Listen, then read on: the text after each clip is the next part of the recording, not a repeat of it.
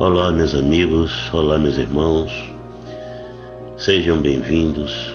Agradeço ao Senhor, meu Deus, por mais esse dia e pela oportunidade de estar aqui com vocês para juntos aprendermos um pouco mais sobre os ensinamentos do Pai. Então vamos fazer a leitura de alguns versículos da Bíblia que vão nos acender a lâmpada para os nossos pés e aonde a gente deve caminhar. Então vamos lá, irmãos. Boa sorte e boa absorção de conteúdo.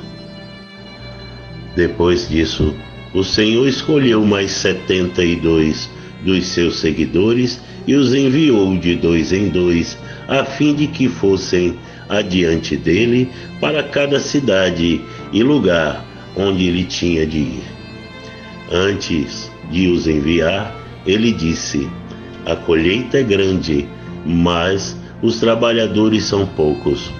Por isso, peçam ao dono da plantação que mande trabalhadores para fazerem a colheita. Vão, eu estou mandando vocês como ovelhas para o meio de lobos. Não levem bolsa, nem sacola, nem sandálias, e não parem no caminho para cumprimentar ninguém. Quando entrarem numa casa, façam primeiro esta saudação: que a paz esteja nessa casa. Se um homem de paz mora ali, deixe a saudação com ele. Mas, se o homem não for de paz, retirem a saudação. Fiquem na mesma casa e comam e bebam o que lhes oferecerem, pois o trabalhador merece o seu salário. Não fiquem mudando de uma casa para outra. Lucas capítulo 10, versículos 1 ao 7. Quando entrarem numa cidade e forem bem recebidos, comam a comida que derem a vocês. Curem os doentes daquela cidade e digam ao povo dali: o reino de Deus chegou até vocês.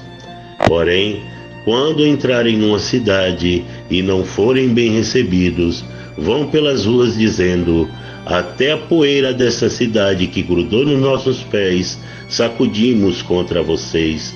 Mas lembrem disso, o reino de Deus chegou até vocês. E Jesus disse mais isto: eu afirmo a vocês que no dia do juízo, Deus terá mais pena de Sodoma do que desta cidade. Lucas capítulo 10, versículos 8 ao 12. Seus discípulos perguntaram: Mestre, por que este homem nasceu cego? Foi por causa dos pecados dele ou por causa dos pecados dos pais dele?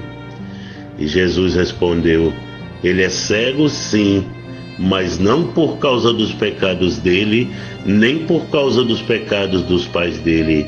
É cego para que o poder de Deus se mostre nele. Precisamos trabalhar enquanto é dia, para fazer as obras daquele que me enviou.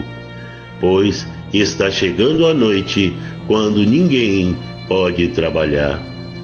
Enquanto estou no mundo, eu sou a luz do mundo. Depois de dizer isso, Jesus cuspiu no chão, fez um pouco de lama com a saliva e passou a lama nos olhos do cego. E disse: vá lavar o rosto no tanque de Siloé. Este nome quer dizer aquele que foi enviado.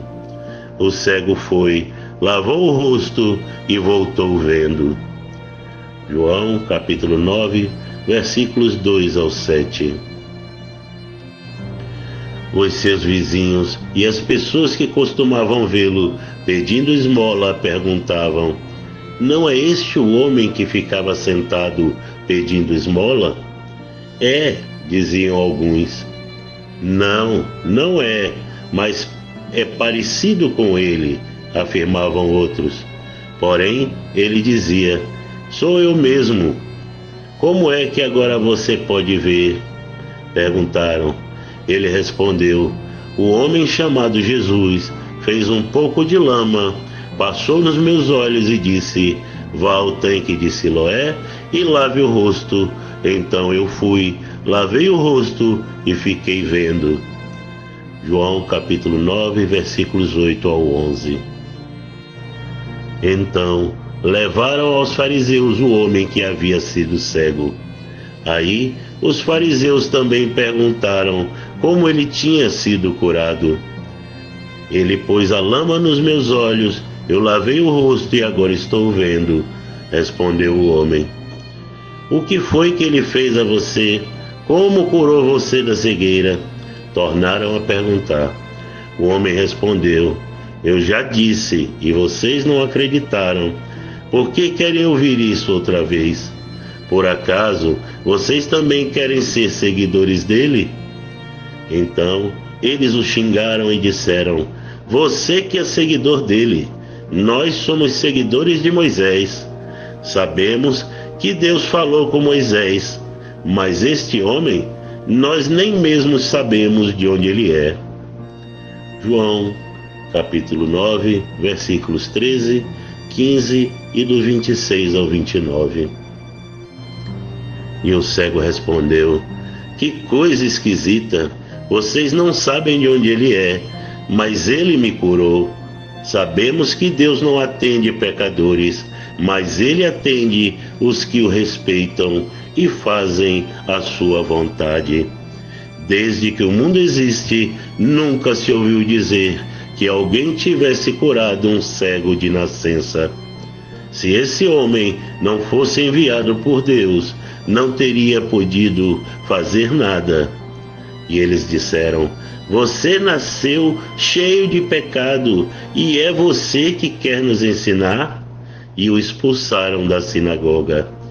João capítulo 9, versículos 30 ao 34. A cegueira espiritual. Jesus ficou sabendo que tinham expulsado o homem da sinagoga. Foi procurá-lo e quando o encontrou perguntou: você crê no Filho do Homem? Ele respondeu: Senhor, quem é o Filho do Homem para que eu creia nele? E Jesus disse: você já ouviu, é ele que está falando com você. Eu creio, Senhor, disse o homem, e se ajoelhou diante dele. Então Jesus afirmou: eu vim a este mundo para julgar as pessoas, a fim de que os cegos vejam e que fiquem cegos os que veem. Alguns fariseus estavam com ele e ouviram isso e perguntaram: será que isso quer dizer que nós também somos cegos? E Jesus respondeu: se vocês fossem cegos, não teriam culpa. Respondeu Jesus: mas como dizem que podem ver, então continuam tendo culpa. João capítulo 9, versículos 35 ao 41.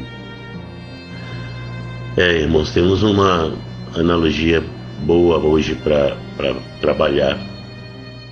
Primeiro, Jesus nos mostra os 72 discípulos que ele enviou à frente dele para ir fazendo o caminho, percorrendo a receptividade das pessoas, vendo como cada um tratava os enviados do Pai para ele, e vendo também e instruindo os homens para que nem a poeira daqueles lugares onde eles estiveram e não foram aceitos em nome de Deus, que eles não deixassem grudada nos pés dele, porque aquele lugar, aquela cidade, talvez aquelas pessoas que fazem parte dali, eles teriam que passar por provações muito grandes e que Deus teria mais pena de Sodoma do que deles, pelo comportamento deles em não aceitar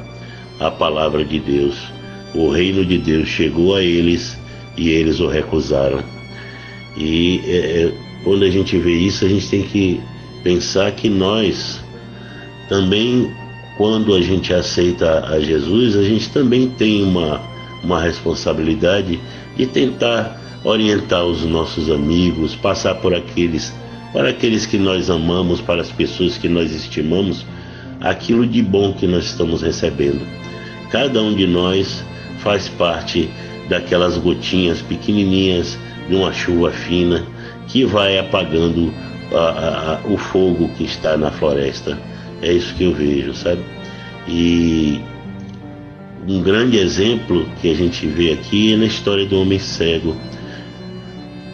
Jesus faz as coisas e está para todo mundo ver as modificações que ele faz nas pessoas, que ele faz em nós mesmos principalmente. Maior testemunho do que você mesmo olhar para dentro de si e ver que você já não é mais aquele. Outro dia eu tive com um amigo um convite para ir em um determinado lugar, e lá eu encontrei pessoas que eu olhei e detestei. Não detestei a pessoa porque eu nem os conhecia, tinha acabado de conhecer, mas o comportamento deles. E o que mais me incomodou no comportamento deles foi enxergar que eu era igualzinho a eles alguns anos atrás. Aquilo realmente me chocou, porque eu olhei e me reconheci como eu era alguns anos atrás.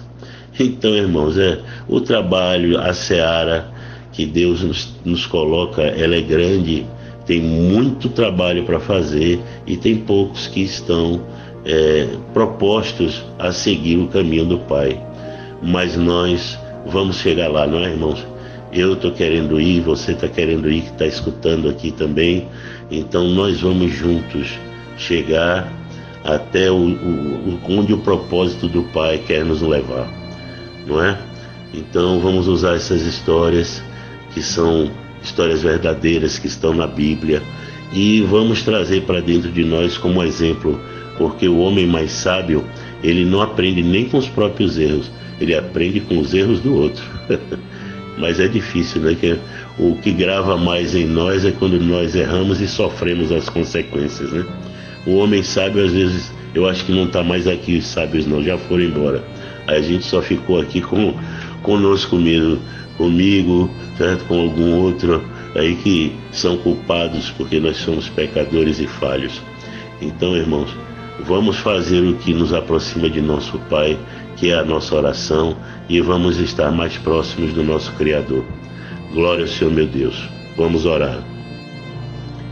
Que as graças e a paz de nosso Senhor Jesus Cristo desçam do céu e nos encontrem, despejando sobre nós o amor de Deus, a energia, as vibrações positivas, a esperança, a fé e a alegria de viver renovadas para dentro de nossos corações. Senhor meu Deus, meu Pai eterno, retornamos a Ti, Senhor, pois em nenhum lugar da terra posso encontrar a satisfação e plenitude que é estar submetido à vossa vontade. Somente caminhando com Jesus que posso suportar o peso e a opressão que o estar na carne nos traz. O ruído e as distrações do mundo nunca estiveram tão fortes. O mal está detrás de cada porta que tentamos abrir e de cada ponte que é preciso atravessar. Por isso, meu Pai, necessito de Tua proteção. Necessitamos de Ti e da presença de Jesus para que, frente aos caprichos da carne, não titubeie e fique desprotegido, terminando cedendo espaço aonde o mal consiga nos derrubar. Eleva-nos, Senhor, usa-nos para atingir os Teus propósitos, multiplicando os caminhos do bem e os meus irmãos também poder iluminar. Eu sei que Tu me escolheu e Jesus me salvou para que eu possa servir ao Senhor e espelhar a mudança que somente o amor de Jesus pode, dentro de cada um, realizar. Dai-nos, meu Pai, as forças e a vossa proteção. criando à nossa volta a cortina de luz e as barreiras contra o maligno, fazendo com que eles percam qualquer mau intento que desejem realizar. Pois o Senhor é o meu Deus de verdade, o Deus único, onipotente e onipresente, que a passagem para nossa libertação deseja nos fazer encontrar. E é em nome de Jesus que eu oro e já vos agradeço. Amém. Glórias ao Senhor, meu Deus. Bom sábado a todos. Que Jesus nos mostre o caminho, iluminando como farol todos os passos que devemos caminhar.